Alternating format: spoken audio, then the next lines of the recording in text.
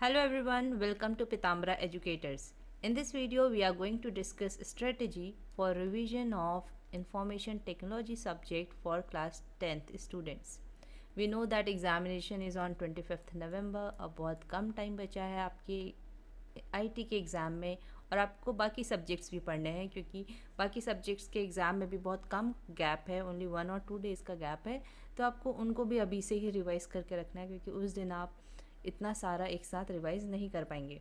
Okay so हमें IT कैसे revise करनी है ये आज हम डिस्कस करेंगे। आईटी के रिवीजन के लिए सबसे पहले हमें ये पता होना चाहिए कि कौन सी यूनिट इम्पॉर्टेंट है, किसको कितना टाइम हमें देना है। ऐसा ना हो कि आप कम्युनिकेशन स्किल को बहुत ज़्यादा टाइम दे रहे हैं, आप रिवीजन हमेशा स्टार्ट, ऐसा बहुत बार होता है कि हम लोग क्या करते हैं, हम पढ़ना स्टार्ट करते हैं और हम फर्स्ट यूनिट से ही पढ़ते हैं। फिर कल थोड़ा सा बीच में गैप आ गया, फिर हमने कल फिर से स्टार्ट किया कि आज हम आईटी पढ़ेंगे और फिर से कम्युनिकेशन स्किल पढ़ रहे हैं, फिर नेक्स्ट डे। तो ऐसा नहीं करना है कि फिर आपने सोचा कि हम सेक्शन बी से आज स्टार्ट करेंगे, फिर डेली आपका जो भी आप जैसे ही पढ़ने बैठ रहे हैं, क्योंकि आईटी को वैसे भी हम लोग बहुत कम टाइम देते हैं, मेन सब्जेक्ट्स में ही लगे रहते हैं। तो फिर जब भी आईटी खोलते हैं तो ऐसा होता है कि हमें पता ही नहीं होता कि हम कौन सी यूनिट को ज़्यादा टाइम दें। तो हम एक ही यूनिट जो हमें सही लगती है उसी को पढ़ते रहते हैं। जैसे अगर आपको सेक्शन ए ईजी लग रहा है तो आप सेक्शन ए को ही पढ़ते रहेंगे, राइट। सो कैसे हमें अपना टाइम डिवाइड करना है, कैसे आईटी को रिवाइज करना है, today we are going to discuss that. So section A जो है आपका, क्वेश्चन पेपर में 3 sections are there, section A, section B and section C. तो पहले हमें क्वेश्चन पेपर का फॉर्मेट पता होना चाहिए, उसके अकॉर्डिंग ही हमें अपना रिवीजन करना है। So there are 3 sections, section A, section B and section C. Section A में you must have seen in sample paper 6 questions are there, जिसमें से आपके 2 questions जो है वो communication skills unit के हैं, then 2 questions are from self management skill and 2 questions are from ICT skill. अब इसमें से आपको 5 questions करना है तो obviously अगर आप starting के 2 ये करते हैं और एक इसमें से एटलीस्ट आपको एक question करना पड़ेगा। It means all the 3 units of this section A are very important, आपको पढ़नी ही पड़ेंगी क्योंकि इसमें कोई चॉइस भी नहीं है आपके पास। तो अगर आपको ये 5 मार्क्स चाहिए अपने, तो आपको ये तीनों यूनिट प्रिपेयर करनी है। बट ये तीनों यूनिट ईजी हैं, अगर आप इसको 3 to 5 आवर्स देते हैं तो आप इन यूनिट को अच्छे से प्रिपेयर कर सकते हैं इन ओनली 3 to 5 आवर्स। तो मैंने इसको पहले भी एक वीडियो बनाई थी, सीबीएसई सैम्पल पेपर जब हमने डिस्कस किया था तो मैंने आपको बताया था कि जो भी क्वेश्चंस पूछे गए हैं सैम्पल पेपर में वो आपके इस स्टडी मटेरियल जो कि सीबीएसई ने अपनी वेबसाइट में प्रोवाइड किया है उस मटेरियल से ही पूछे गए हैं। एंड ये अगर आप ये वाली बुक देखेंगे, स्टडी मटेरियल की जो पीडीएफ देखेंगे, बहुत सही है रिवीजन के लिए, क्योंकि इसमें शॉर्ट में ऐसे पिक्चर्स के फॉर्म में, चार्ट्स के फॉर्म में आपको समझाया गया है। सो यहाँ पे कुछ ऐसे वर्ड्स भी हैं, ये सब कुछ शॉर्ट फॉर्म में समझाया गया है, for revision purpose it is created. तो आप क्या कर सकते हो, इससे इजीली रिवाइज कर सकते हो, पर ऐसे शॉर्ट वर्ड्स की मीनिंग आपको पता होनी चाहिए। फॉर एग्जांपल अगर इससे कोई एमसीक्यू बन जाता है कि which of the following can be used to overcome the barriers of communication, और ऑप्शन है orientation, suitable language, good listening, knowing the receiver, all of the above. तो आपको पता होना चाहिए कि येस, ओरिएंटेशन भी एक वर्ड है, यहाँ पे एक ऑप्शन है, टू ओवरकम और eliminate barrier of communication.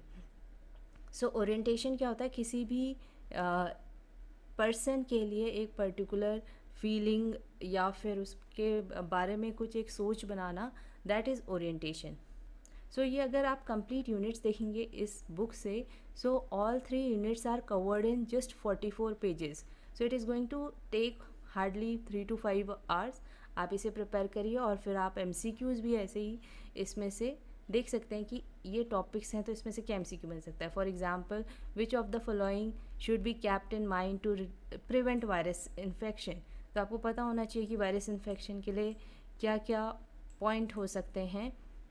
Okay, so you have to revise in this way. Now we will move to section B. Section A you have to give 3 to 5 hours और आपका section A prepare हो जाएगा। It means आप 1 our इसके लिए रखिए। Communication skill आप target बनाइए, क्योंकि अब इतना टाइम नहीं है कि आप आईटी को पूरा बहुत ज़्यादा टाइम दे रहे हैं। ऐसा मत सोचिए कि हमें आईटी ही पढ़नी है, क्योंकि 25 को पहला एग्ज़ाम आपका आईटी है। तो बस इतना करिए कि 1 आवर हम इसको देंगे, देन 1 आवर इसे, एंड देन 2 आवर्स आप आईसीटी को दे सकते हैं। और अगर ये 1 आवर में आपकी कम्युनिकेशन नहीं कंप्लीट हुई है तो 1 आवर एक्स्ट्रा इसको भी दे सकते हैं। So 2 to 4-5 hours maximum give to ICT skills.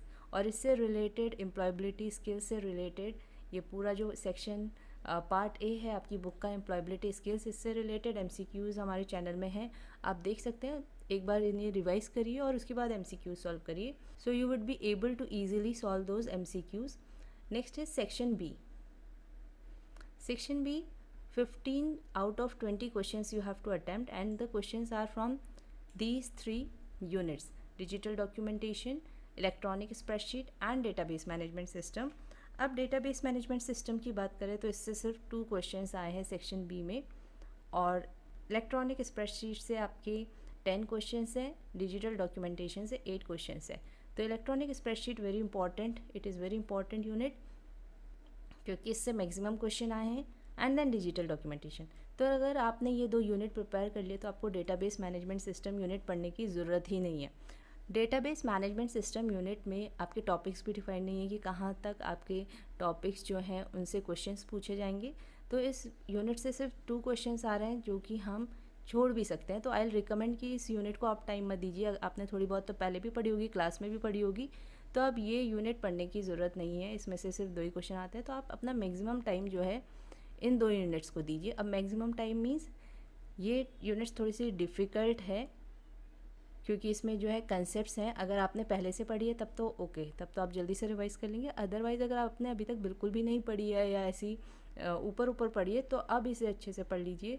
और कैसे पढ़ेंगे, एक डे डिसाइड कर लीजिए। फॉर एग्ज़ाम्पल आपने डिसाइड किया कि मैं 20 नवंबर को सिर्फ IT का डिजिटल डॉक्यूमेंटेशन को डेडिकेट करता हूँ, यानी कि मैं उस दिन कंप्लीट कर लूँगी या कर लूँगा। तो आप मॉर्निंग में ही स्टार्ट हो जाइए कि मुझे डिजिटल डॉक्यूमेंटेशन मॉर्निंग से लेके फिर आप जितना भी टाइम ले आपकी मर्ज़ी है। हाफ डे में वैसे ही हो जानी चाहिए क्योंकि ये बहुत ज़्यादा डिफ़िकल्ट नहीं है। तो लाइक अगर मॉर्निंग 8 से स्टार्ट करते हैं तो 12 तक ये हो जानी चाहिए। और फिर थोड़े बहुत इसके MCQs आप देख सकते हैं। MCQs कहाँ से देखेंगे for after revision? There is a website csiplearninghub.com। इसमें डिजिटल डॉक्यूमेंटेशन के जो MCQs हैं वो अच्छे हैं।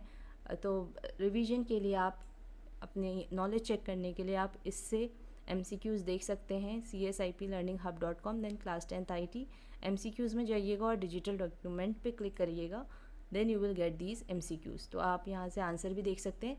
And some MCQs are discussed in our channel also, so you can watch them, you can solve them. तो अगर आपने हाफ डे में ये यूनिट कर लिया उसके बाद आप अपना बाकी सब्जेक्ट्स पढ़ सकते हैं। ऐसे ही फिर सेकेंड डे के लिए इलेक्ट्रॉनिक स्प्रेडशीट रखिए कि लाइक 22 नवंबर आप जो है इलेक्ट्रॉनिक स्प्रेडशीट अपनी कंप्लीट कर लेंगे। फाइन, तो ये हाफ डे की हैं और इसके बाद आप इनके MCQs सॉल्व कर सकते हैं। इलेक्ट्रॉनिक स्प्रेडशीट जो है वो डिजिटल डॉक्यूमेंटेशन के कंपैरिजन में थोड़ी डिफ़िकल्ट है क्योंकि इसमें जो कंसेप्ट है वो समझना ज़्यादा इम्पॉर्टेंट है, इससे क्वेश्चन ज़्यादा डिफ़िकल्ट आ सकते हैं। सो आप इसको थोड़ा और ज़्यादा टाइम दीजिए क्योंकि इसमें ज़्यादा क्वेश्चन भी, इससे ही ज़्यादा क्वेश्चन भी आ रहे हैं।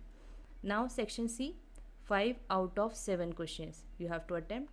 Now again only these 3 units are for section C। तो डिजिटल डॉक्यूमेंटेशन से आपके 3 क्वेश्चंस हैं, इलेक्ट्रॉनिक स्प्रेडशीट से again 3 questions are there, and database management से सिर्फ 1 है। तो इस केस में भी आप डेटाबेस मैनेजमेंट स्किप कर सकते हैं क्योंकि आपको सिर्फ 5 क्वेश्चन अटैम्प्ट करना है। तो 3 आपने इससे कर लिए, 2 इससे कर लिए, या फिर 3 इसके 2 इसके बेस्ड ऑन द क्वेश्चंस। तो आई रिकमेंड कि ये डेटाबेस मैनेजमेंट सिस्टम यूनिट पे तो आप टाइम ही वेस्ट मत करिए, सिर्फ ये 2 यूनिट पे अभी मेहनत कर लीजिए। सो अभी तक आपको ये तो पता ही चल गया होगा कि electronic spreadsheet and digital documentation units are very important for scoring marks. So ये यूनिट्स भी आप रिवीजन के लिए जो है CBSE ने जो PDF प्रोवाइड की है अपनी वेबसाइट में उससे ही पढ़िए। I will show you the PDF। सो आप लोग स्किल एजुकेशन वाले टैब में जाएंगे एंड देन बुक्स टैब में जाएंगे, then you will find this secondary level. यहाँ पे आप क्लास 9th एंड 10th पे क्लिक करेंगे और यहाँ पे आपको इन्फॉर्मेशन टेक्नोलॉजी का क्लास 10th का स्टडी मटेरियल मिल जाएगा। I will give link in description box also, तो आप वहाँ से भी ये PDF डाउनलोड कर सकते हैं। सो डिजिटल डॉक्यूमेंटेशन में आपके 5 सेशंस है जो आपको पढ़ने हैं। ऐसे ही आपके नेक्स्ट यूनिट जो है स्प्रेडशीट, जिसमें कि कुछ नए कंसेप्ट हैं। ऐसा नहीं है कि जो हमने क्लास 7th 8th तक का या 9th में पढ़े थे वैसा नहीं है। जैसे अगर आप ये वाली यूनिट देखेंगे डिजिटल डॉक्यूमेंटेशन, तो इसमें आपने मेल मर्ज जो है वो क्लास 9th में भी पढ़ा होगा। टेम्पलेट्स भी आप पहले पढ़ चुके होंगे। हाउ टू इंसर्ट इमेजेस भी आपने थोड़ा बहुत क्लास 9th में देखा होगा। इसमें जो डिफरेंट है that is styles in document and customize table of content, जो कि बिल्कुल नया है।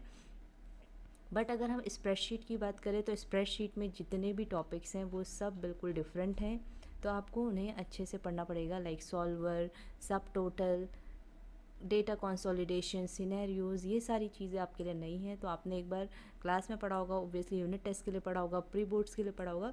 बट अब जो टाइम है, अगर आपने ये यूनिट्स अच्छे से नहीं पढ़ी हैं, इसके एक एक आपको जो डिटेल में नहीं पता है चीज़ें, for example you can see for this data consolidation sum function is the default setting. बाकी फंक्शन भी आप यूज़ कर सकते हैं डेटा कंसोलिडेशन में, बट सम फंक्शन जो है वो डिफ़ॉल्ट होता है, तो ये आपको पता होना चाहिए। ऐसे भी MCQs आ सकते हैं like which of the following function is the default setting, और which of the functions are available for data consolidation in a spreadsheet और इन कैल्क। सो आपको इनको डिटेल में पढ़ना है, इन दोनों यूनिट्स को। So this much in this video. In next video we are going to discuss what strategy we should follow during term 1 examination of IT. I hope you will find this video helpful in revision of IT. और अगर आपको ये video helpful लगी है in preparation, आपको समझ में आया कि कैसे हमें रिवाइज करना है IT को, then please like and comment in the comment box, and please subscribe our channel too. Thank you for watching this video.